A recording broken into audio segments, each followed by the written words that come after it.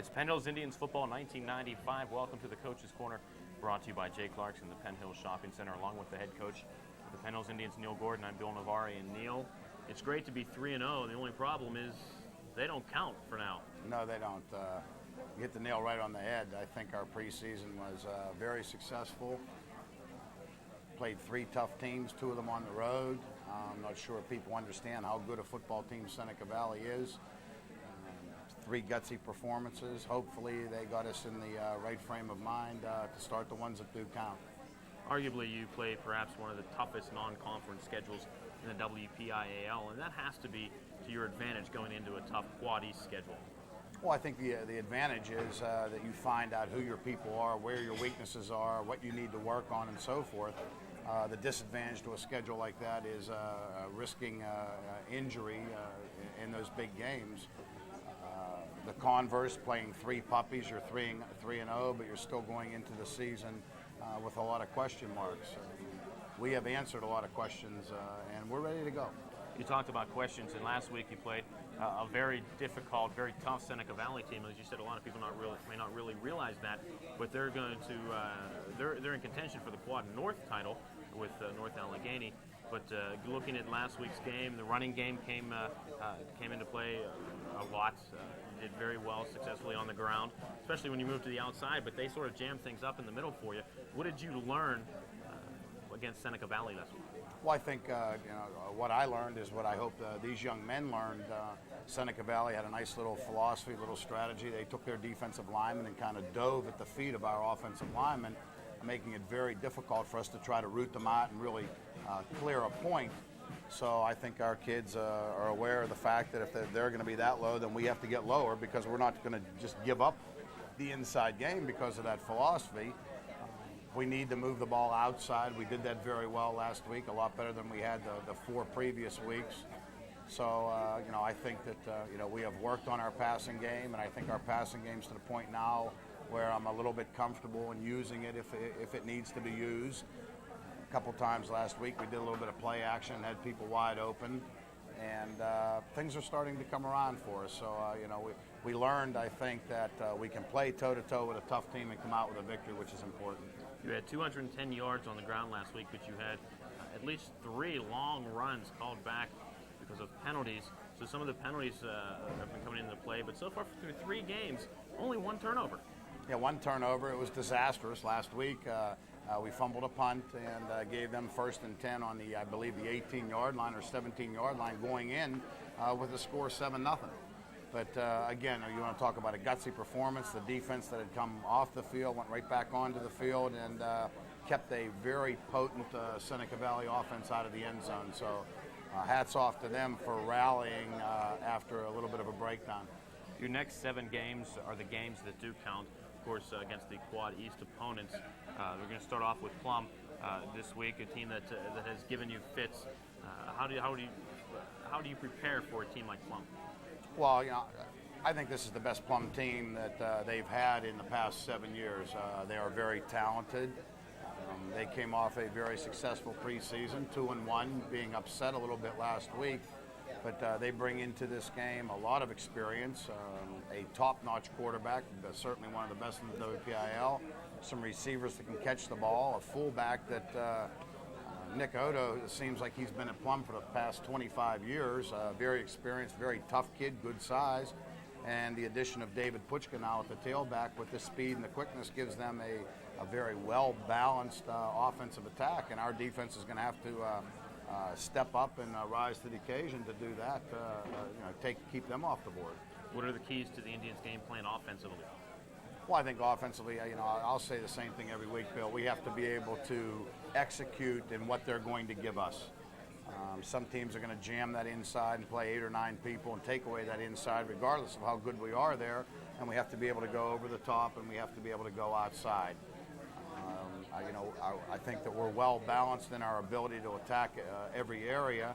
I think Friday night we're going to have to decide, what Plum is taking away and then try to take advantage of them in the other areas. So I think we need to be well balanced. How important is it to keep these kids focused to each game week after week instead of looking ahead to next week McKeesport and then Woodland Hills and then Central Catholic? How do you keep them focused on that this week it's the Plum Mustangs? Well, I think a lot of that depends on the maturity of the young men. Year in and year out, we have, the old coaches saying, take 1 week at a time. Don't ever look by somebody. They'll catch you napping and so forth. And it's happened. 4 years ago, we drilled into their minds that Plum was a good football team. It went in one ear and out the other. Plum beat us at home 14-0. I think it was the first time Plum had ever beaten Penn Hills. So we've approached it the same way. We are not playing a 7-game season. We are playing 7 one-game seasons. Any slip from this point on is disastrous. So hopefully they're mature enough to understand that and realize that on any given day anybody's going to knock you off, and Plum is certainly no exception. When you talk about the Quad East, a lot of folks might consider that, we had the state champions in McKeesport last year, and they're perhaps not as talented as they were last year. But yet still, when you look at the Quad East from Plum right on down through Fox Chapel and Gateway, you have a very talented and very tough conference schedule. I think top to bottom, this may be the best the Quad East has ever been. We've had some great teams in the past. It's always been a 3-team conference, maybe a 4-team conference. In the past, it's basically been McKeesport, Woodland Hills, and Penn Hills. Central Catholic once in a while, but now Central Catholic's in the mix big time. They possibly could be the best team in the conference. We don't know. Kiski is much improved, a very experienced group. Gateway is much improved. Plum, as I said before, I think is one of the best Plum teams I've had in the last 7 years. Fox Chapel went and beat Newcastle last week. So top to bottom, again, I will emphasize we are going to have to be up for every game. And in this situation like this, one slip is going to do you in. You had a very long road trip last week going up to Seneca Valley. This week it's just a hop, skip, and a jump over the hill. Does that help the team at all as far as less traveling? Well, no, I don't think so. I think I would rather travel further so it's not a backyard brawl type of thing. It'll be a crazy place out there Friday night. Last Friday it was crazy at Seneca Valley. That was a great crowd there, a loud crowd, and we were able to overcome that. But I think that it may be preparing us for what we're about to face on Friday. The Plum people are big-time football fans. They have a good team. They have a team they can be proud of. And they'll be out there in droves on Friday night to see them try to whip the Big Red. I've talked to some folks from Plum, and I know they're excited about their Mustang football team this year, and they are looking forward to the Indians on Friday night. And certainly, we wish you the best of luck going into the conference schedule. And hopefully next week, we'll talk to you again as, at the very least, a second-ranked team in the WPIAL and third in the state. Of course, with those kind of rankings, which I know you happen to despise, Sure do. That certainly doesn't help your cause with the other teams getting up for the Indians. Well, you can't sneak up on anybody. The rankings, you want to be ranked first or second at the end of the season, certainly not at the beginning of the season. And for that reason, people, coaches are going to say, hey, they're the number 2 ranked team, you can knock off the big dog, and so forth. But again, that's a maturity thing. Coach Timko's philosophy is they put us number 1 in the beginning and dare to come and knock us off. So it's a little bit of cockiness maybe, but pride in what we've accomplished so far. And, it's got to be an attitude, bring them on. And that's the way we have to approach this season. Well, best of luck to you. Hopefully next week when we talk to you, we'll be talking about 1-0 in the conference and 4-0 overall, excuse me. Well, every week we talk to a couple of seniors, and this week you brought 2 contributors. 2 big-time contributors for us. The first one, John Davidson. John came back into camp this year a little bit out of shape. A lot of things he was involved in this past summer with school and so forth. But now John's starting to work himself into the condition that we had hoped, and he's playing a lot of football for us and doing it very well. Kickoff return, punt return, extra point teams. He's now our backup split end, playing a lot of split end for us. And before the week's out or the next week or two, don't expect him to not be our starting defensive end.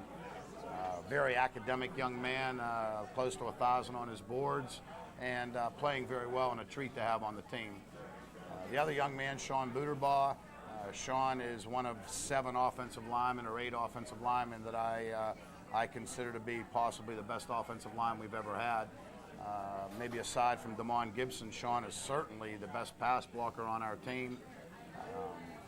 He's in good shape now. He comes off the ball very well, and he's going to be playing a lot of football for us at guard. He also, again, plays on all the special teams.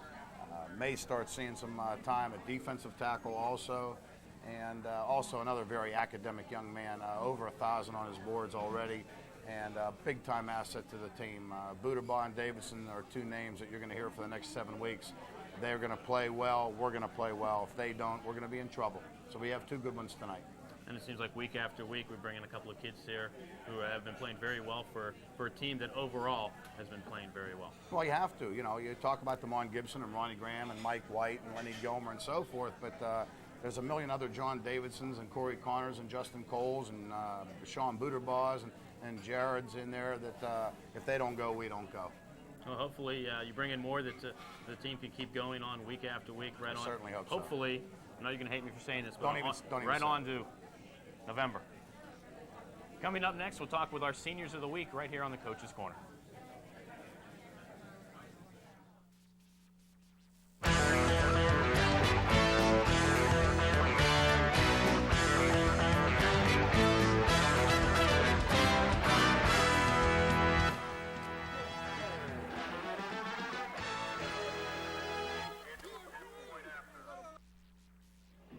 It's Penn Hills Indians football 1995 tonight from Plum, Pennsylvania. The Quad East Conference gets underway as the host Plum Mustangs take on the visiting Penn Hills Indians. And Bob, tonight